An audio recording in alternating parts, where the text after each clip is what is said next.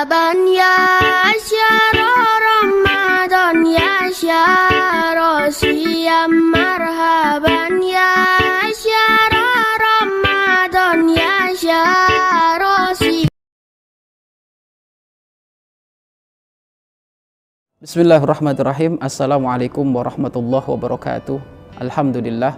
Wassalatu wassalamu ala rasulillah habibina wa syafi'ina wa qurrati a'yunina wa maulana Muhammad sallallahu alaihi wasallam wa ala alihi wa ashabihi wa tabi'ina lahum bi ihsanin ila yaumiddin, amma ba'd.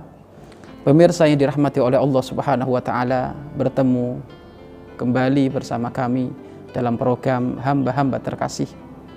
Pada beberapa waktu yang lalu kita sudah banyak mendengar ciri-ciri dari hamba-hamba terkasih, di antaranya yaitu tawadu ada di muka bumi ini, tidak pernah congkak melakukan kesombongan di muka bumi ini walaupun banyak hal yang diberikan oleh Allah kepada dia dari kelebihan. Dan juga mereka adalah termasuk hamba-hamba terkasih adalah orang yang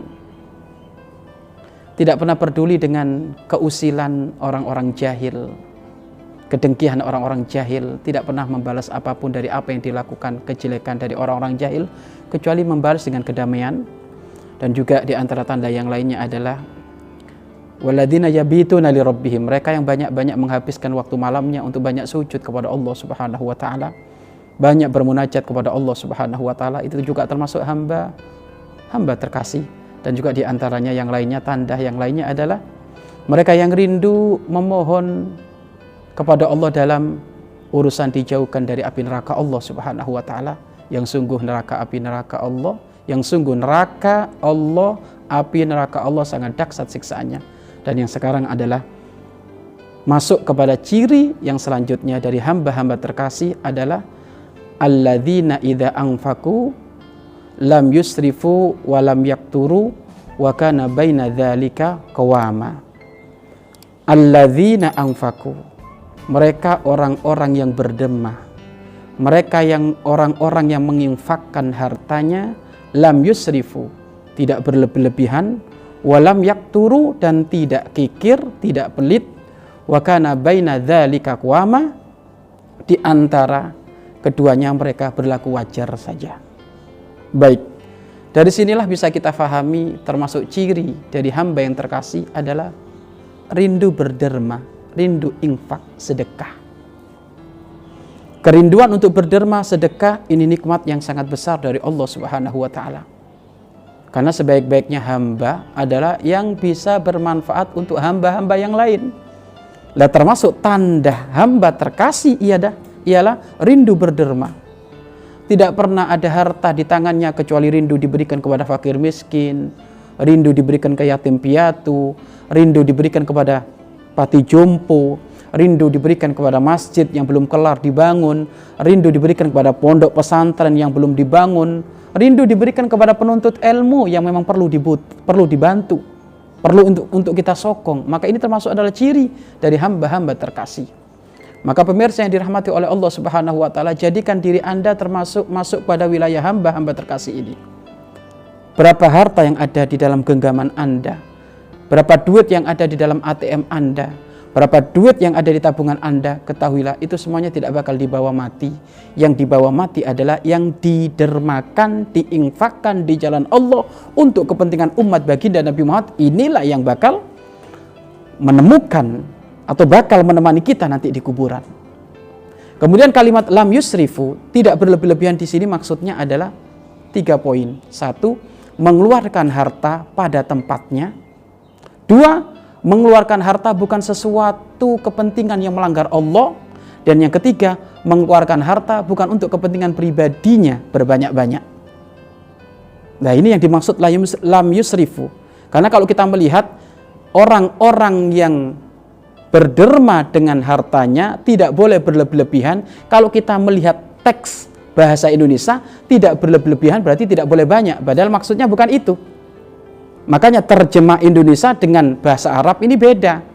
Yang dimaksud lam yusrifu, tidak berlebihan, menurut banyak tafsir ayat adalah bahwasanya mengeluarkan duit pada porsinya, mengeluarkan duit pada tempatnya, dan bukan mengeluarkan pada sesuatu yang haram, Dan bukan hanya untuk pribadinya, tapi untuk kemaslahatan secara umum. Walaupun jumlahnya banyak, bahkan lebih banyak daripada kepentingan pribadinya, maka ini termasuk adalah hamba-hamba yang terkasih, hamba-hamba pilihan.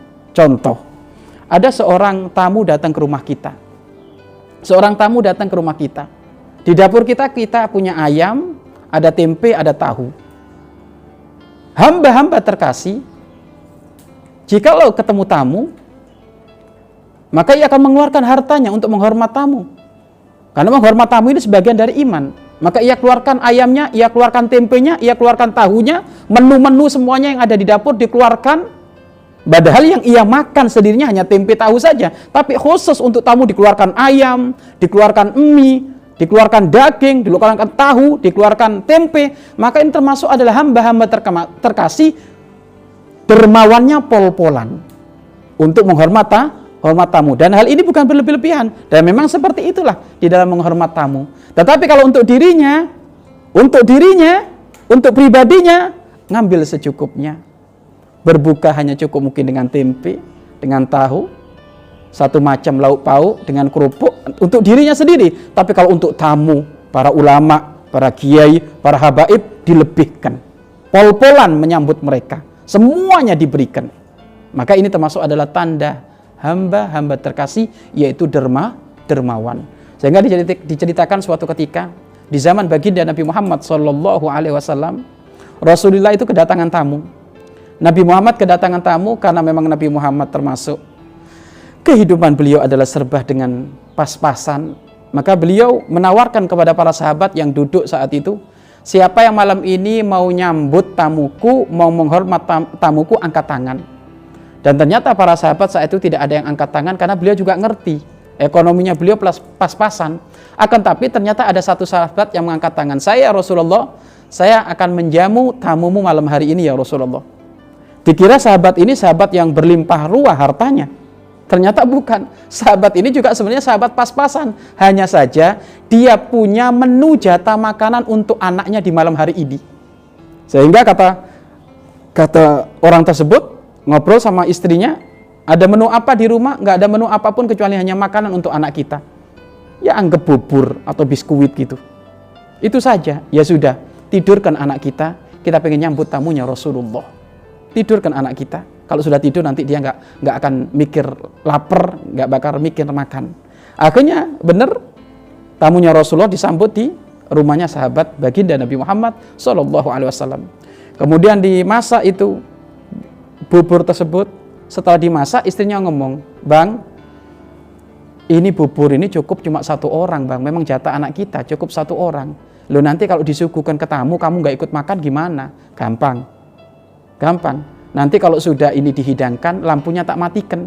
Aku pura-pura ikut ngunyah. Pura-pura ikut ngunyah seperti itu. Biar tamunya semangat makan.